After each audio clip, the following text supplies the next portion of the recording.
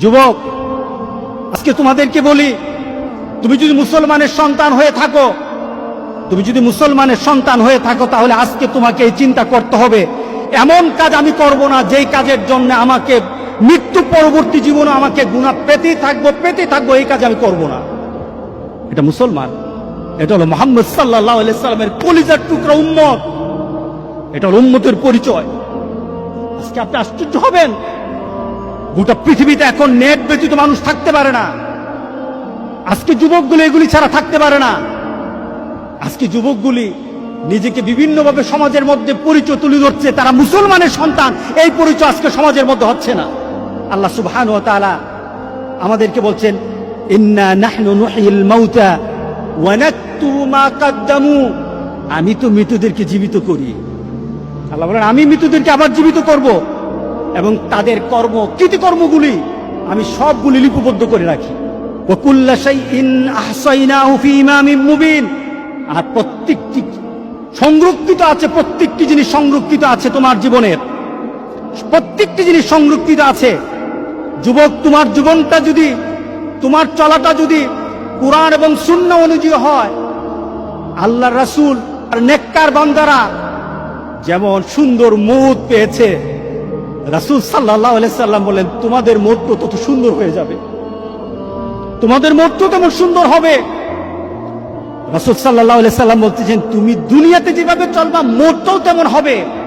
কোন ধরনের খারাপই যদি তোমার মধ্যে থাকে, তুমি যদি খারাপ নীতিতে চলো, তুমি খারাপ দৃশ্য নিয়ে চলো, তোমার হাতে খারাপ থাকে, তোমার ঘুমের সময় খারাপ জিনিস তোমার সাথে থাকে, তুমি তোমার বন্ধু বান্ধবের সাথে যখন আড্ডা দাও তখন তুমি খারাপ কোন দৃশ্য নিয়ে তুমি কথা বলো, তুমি তোমার বন্ধু বান্ধবের সাথে যখন কথা বলো তোমার ভিতরে খারাপ চিন্তা থাকে, তোমার মতটাও তেমন খারাপই মত হবে। কে বলেছেন? মুহাম্মদুর রাসূলুল্লাহ। বিশ্বাস হয় না? মুহাম্মদ সাল্লাল্লাহু আলাইহি সাল্লাম বলে গেছেন, তোমার মতটা তেমন হবে। শুধু তাই নয়, কামা তামুতুন্না তুবাসুন, যেমন তোমার মত হবে তেমনি ভাবে তোমাকে আখিরাতে উঠানো হবে। এরপর রাসূল সাল্লাল্লাহু আলাইহি সাল্লাম বলেছেন, তোমার মতটা যেমন তোমাকে উঠানো হবে ওই নীতিতে, যেমন ভাবে তুমি মরেছো। শুধু তাই নয়, কামা তুবাসুন তুশারুন, যেমন ভাবে তোমাকে হাসর করা হবে, যেমন ভাবে তোমাকে উঠানো হবে তেমন ভাবে তোমার হাসর হবে। সুতরাং দুনিয়া যেমন হাসর তেমন, দুনিয়া যেমন মত তেমন, দুনিয়া যেমন কবর তেমন। আজকে সবার ভিতরে একটা কথা বলি, আমাদের জীবনটাকে আমরা সুন্দরভাবে চালাতে চাই, এই জিনিসটা আমাদেরকে ধ্বংসের দিকে নিয়ে যাচ্ছে। যতটুকু উপকার আসা দরকার তার থেকে ক্ষতিটা বেশি হচ্ছে। আজকে যদি সমাজে সন্ত্রাসী শিখতে চায় তাহলে এখান থেকে সন্ত্রাসী শিখে, ছোট ছোট বাচ্চারা পর্যন্ত সন্ত্রাসী স্টাইল শিখে কিভাবে মারামারি করতে হয়, সব কিছু এখান থেকে শিক্ষা হয়। যদি তোমার ভিতরে দিনদারি হয়, সেটা তোমার আল্লাহর তরফ থেকে তোমার প্রতি একটা করুণা, তুমি ভালো কিছু বের করতে পারো, ভালো কিছু বের করতে হবে। এটা ভালোর দিকেও নিয়ে যায়, খারাপের দিকে নিয়ে যায়, তবে খারাপের দিকের সংখ্যাটাই বেশি। তাহলে আজকে আমরা এই নিয়ত করব যে আমাদের চোখকে হেফাজত করব।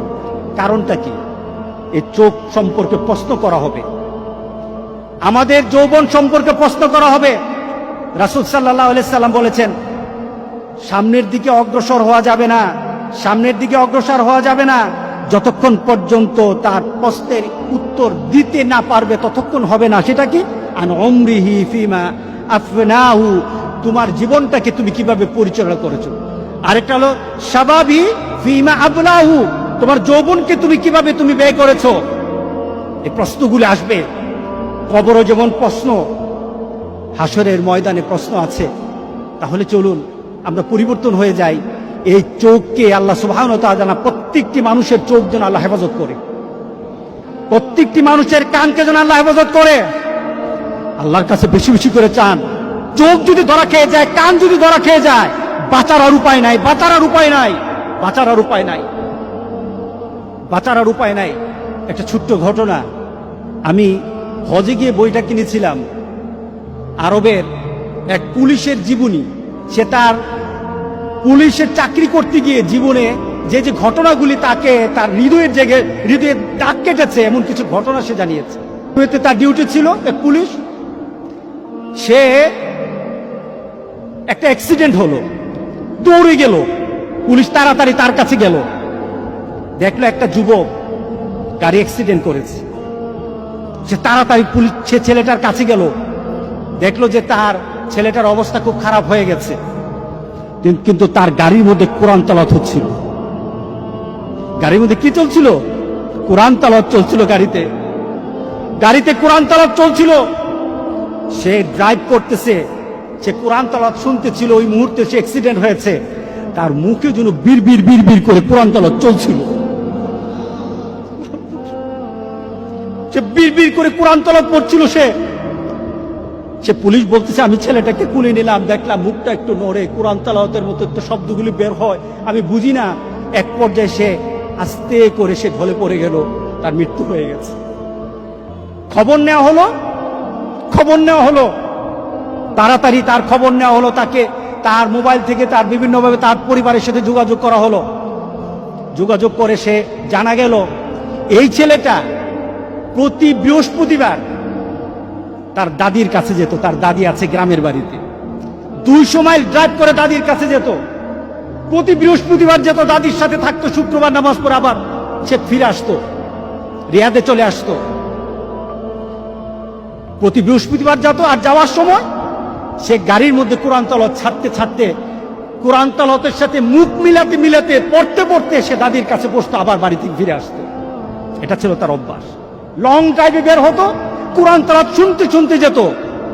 সেইভাবে কোরআন তেলাওয়াত শুনতে কোরআনের অনেকটা হাফেজ হয়েছিল। ছেলেটা কোরআন তেলাওয়াতের সাথে দুনিয়া থেকে বিদায় হয়ে গেল। আরেকটা ছেলের অ্যাক্সিডেন্ট সে বর্ণনা করলো। অ্যাক্সিডেন্টের সাথে কাছে গেল, গিয়ে দেখলো গাড়িতে গান বাজে। তো সে বললো, পুলিশ বলতেছে, আমি তাড়াতাড়ি তাকে কুলে নিলাম, তাকে চেষ্টা করলাম তার শেষ মুহূর্তে একটু কোরআন তেলাওয়াত শোনানোর জন্য, একটু তালকিন করার জন্য, কলেমা পড়া শিখে তাকে একটু শোনানোর জন্য। যতবার আমি তালকিন করি, যতবার আমি লা ইলাহা ইল্লাল্লাহ, যতবার আমি কালেমা পড়াই, ততবার সে গান গায়। নাউজুবিল্লাহ বলি। কারণ তার মধ্যে কিসের গানের যে স্মৃতি, গানের যে একটা মানসিকতা, গানে এতক্ষণ শুনতে ভিতরে যে গানের একটা ভালোবাসা তো তার রয়ে গেছে, যায় না। যেমন তার দুনিয়ার জিন্দেগি ছিল, তেমন তার মৌত হয়েছে। গান শুনতে সে চলছিল, আর গান শুনতে তার মৌত হলো। এবার বলেন তো দেখি, তাকে কাল হাসুরের দিন কি কোরআন তেলাওয়াত অবস্থা উঠবে নাকি গান অবস্থা উঠবে? বলেন। তুমি জানো না তোমার মৌত কখন, পৃথিবীর কেউ জানে না তার মৌত কখন। সুতরাং তোমার মৌতটা যেন এমন না হয়, মৌতের পরে এমন রেকর্ড তোমার দুনিয়াতে থাকবে যে রেকর্ডের কারণে তুমি কবরে শুয়ে গুনাহ পাবা। এমন রেকর্ড যেন তোমাদের না থাকে। আমাদের এমন সতর্ক হওয়া দরকার আছে কিনা বলেন? আমরা আরেকজনকে বলবো, আমাদের বন্ধুদেরকে আহ্বান করবো, এই কাজ আমরা করব না। আপনাদের পরিবারে আপনাদের সন্তানগুলি তাদের মোবাইলগুলি কি অপারেট করে, এই মোবাইলগুলি দিয়ে তারা কি করে, আপনাদেরকে এটা চেক করতে হবে, দেখতে হবে আপনাদের সন্তানেরা কি করে। যুবক, তোমাদের জন্য খুব কঠিন সমাজ তোমাদের সামনে। আমার সবচেয়ে একজন প্রিয় আরবের এক আলেম শেখ মোহাম্মদ আল আরফি অত্যন্ত তেজস্বী কথা বলে, অত্যন্ত ঘটনমূলক কথা বলে। ওনার একটা আলোচনায় উনি বললেন, ওনার এক বন্ধু, যুবক শুনো, ওনার এক বন্ধু সে ইন্টারনেটে খুব এক্সপার্ট ছিল। সে একবার সার্চ করে একটা ইন্টারনেটের ওয়েবসাইটে ঢুকে গিয়ে দেখলো ওয়েবসাইটটা একটা নোংরা ওয়েবসাইট। সেটাকে চিনল।